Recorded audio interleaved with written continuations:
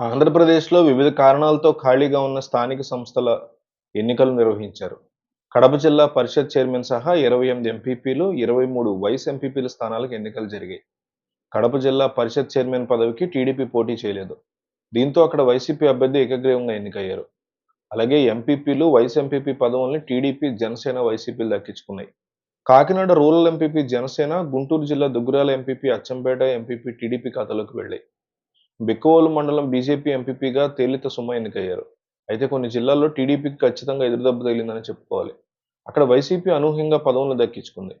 ప్రకాశం జిల్లా త్రిపురాంతకం ఎంపీపీ ఎన్నికల్లో టీడీపీకి షాక్ తగిలింది. త్రిపురాంతకం ఎంపీపీగా వైసీపీ అభ్యర్థి ఆళ్ల సుబ్బమ్మ గెలిచినట్లు ప్రకటించారు. అక్కడ టీడీపీ గెలుస్తుందని భావించినా సరే ఓటమి తప్పలేదు.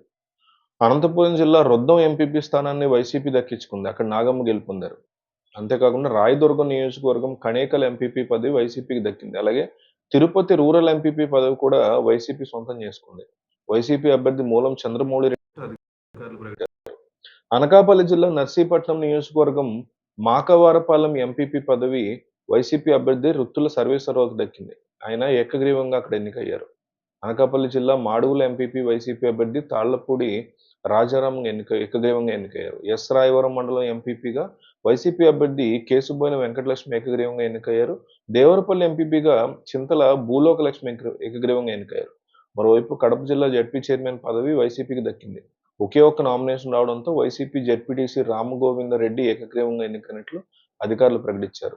ఆ తర్వాత రామగోవిందరెడ్డి జడ్పీ చైర్మన్ గా ప్రమాణ స్వీకారం చేశారు.